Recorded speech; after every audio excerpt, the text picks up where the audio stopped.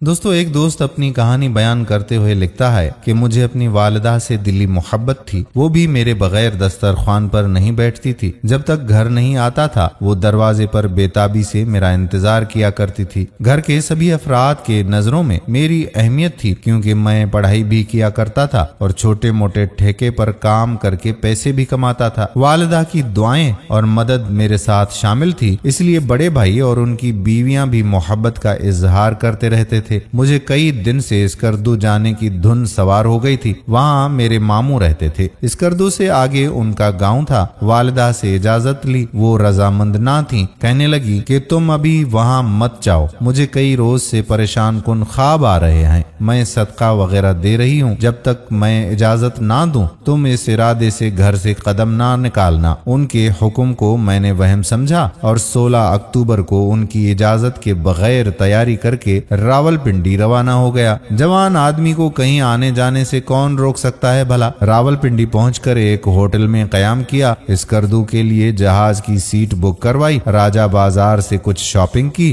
ایک دوست کے ساتھ جا کر ایک پستول بھی خرید لیا۔ اس نے یہ نہیں کہا کہ میاں بلا لائسنس ہتھیار لے جاؤ گے تو پکڑے جاؤ گے، شاید اسے بھی اس بات کا زیادہ پتہ نہیں تھا۔ ہوائی جہاز پر جانے کے لیے بورڈنگ کارڈ بھی حاصل کر لیا تھا کہ چیکنگ کے دوران اپنی غلطی سے پکڑا گیا۔ اتفاق سے اس فلائٹ میں میرے چچا زاد اور خالہ زاد بھائی بھی تھے، جو میری حرص میں اسی فلائٹ سے جا رہے تھے۔ انہوں نے دیکھا کہ مجھے حراست میں لے لیا گیا ہے تو وہ انجان بن گئے اور میں حوالات پہنچ گیا۔ اس کے بعد تفتیش اور مقدمے کا صبر آزما اور طویل دور شروع ہو گیا۔ میرا خیال تھا کہ مہینے 2 مہینے میں فیصلہ ہو جائے گا، لیکن اس مقدمے کو چلتے چوتھا ماہ گزر گیا۔ ملاقات کے لیے بھائی ایک دفعہ آئے اور پھر وہ بھی غائب ہو گئے۔ مجھے گھر کا کچھ پتہ نہیں تھا کہ کون کس حال میں ہے۔ والدہ کی فکر تھی کہ نہ جانے وہ کس پریشانی میں ہوگی۔ انہوں نے جو خواب دیکھا تھا وہ واقعی حقیقت پر مبنی تھا۔ اگر ان کا حکم مان لیتا تو یہ حال نہ ہوتا۔ اسی سوچ بچار میں سزا کا دن بھی آ گیا۔ جج صاحب نے مجھے 2300 روپے جرمانہ ادا کرنے کی سزا سنائی، جس کی کوئی صورت بنتی دکھائی نہ دیتی تھی، کیونکہ میری پیشی پر میرا کوئی رشتہ دار موجود نہیں تھا۔ ایسا لگ رہا تھا کہ سب نے مشترکہ طور پر میرا بائیکاٹ کر رکھا ہے۔ میں شدید پریشانی کی حالت میں جیل میں دن کاٹ رہا تھا۔ ایک رات سوتے سوتے ایسا محسوس ہوا جیسے والدہ نے آواز دی ہو۔ ہڑبڑا کر اٹھ بیٹھا۔ میرے آس پاس خوشبو پھیلی ہوئی تھی، انتہائی لطیف اور مانوس سی خوشبو تھی۔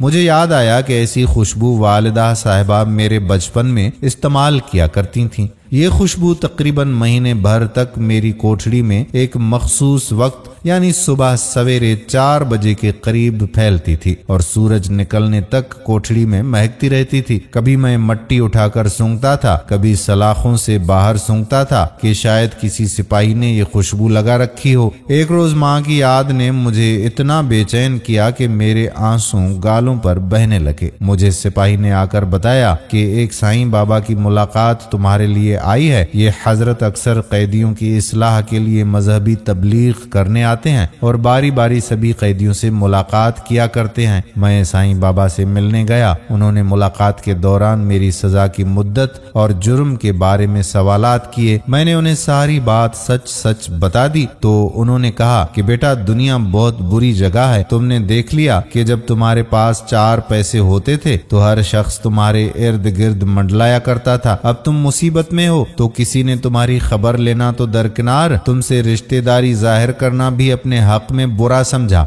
بالکل اسی طرح آخرت میں بھی تمہیں کوئی نہیں پوچھے گا، تم صرف اپنے اعمال سے پہچانے جاؤ گے۔ ان کے درس نے دل پر گہرا اثر کیا۔ میں نے گلہ کیا کہ کیا ایسے حالات میں ماں کا دل بھی بدل جاتا ہے؟ وہ کہنے لگے کہ ماں ایک عورت ہے، وہ بیچاری تمہارے لیے تڑپتی ہوگی، مگر اکیلی عورت سوائے رونے دھونے کے کچھ نہیں کر سکتی۔ میں تمہارا جرمانہ ادا کر دوں گا، چاہو تو تم بعد میں یہ رقم مجھے ادا کر دینا۔ تمہارا جرم اتنا بڑا نہیں ہے کہ اپنی عمر کا اتنا بڑا حصہ یہاں خرچ کر دو۔ گھر جا کر صرف اپنی ماں کے فرائض ادا کرنا، باقی وقت اللہ تعالیٰ کی خوشنودی میں صرف کرنا، یہی سچا راستہ ہے۔ اس رحمت کے فرشتے نے میرے جرمانے کی معمولی سی رقم جو ان حالات میں میرے لیے غیر معمولی تھی ادا کر دی اور مجھے رہائی دلواتی۔ دل تو چاہتا تھا کہ کبھی اس گھر نہ جاؤں جس میں کسی نے میری خبر تک نہ لی تھی، مگر ماں کی محبت نے ایسا کرنے نہ دیا۔ گھر پہنچا تو پتا چلا کہ میری والدہ میری یاد میں روتے روتے اللہ کو پیاری ہو چکی ہے۔ ان کے انتقال کی وہی رات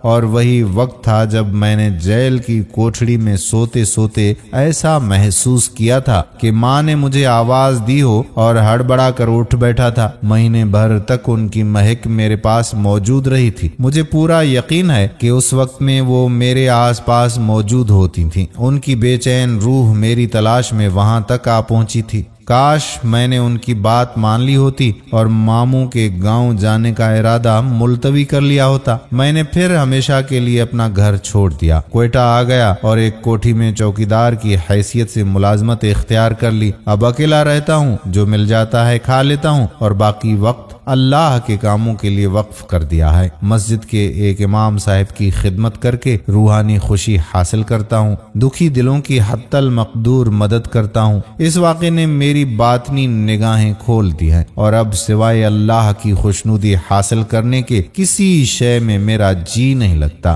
دوستو، یہ حقیقت ہے کہ یہ دنیا عارضی دنیا ہے۔ اس دنیا میں زندگی بھی عارضی ہے اور اس دنیا میں ہی اکیلے کرنے والے لوگ بھی موجود ہیں۔ ذرا سوچئے کہ قیامت کے دن بھی ہم اس طرح سے اکیلے ہی ہو جائیں گے، کوئی ساتھ دینے والا نہیں ہوگا۔ اس سے پہلے کہ ہماری موت آ جائے، اللہ تعالی ہمیں سیدھے راستے پر چلنے کی توفیق عطا فرمائے۔ آمین ثم آمین یا رب العالمین۔ دوستو، ویڈیو پسند آئی ہو تو شیئر ضرور کیجیے گا۔ آنے والی ویڈیو تک قادر بخش کلہوڑو آپ سے اجازت چاہتا ہے۔ اللہ حافظ۔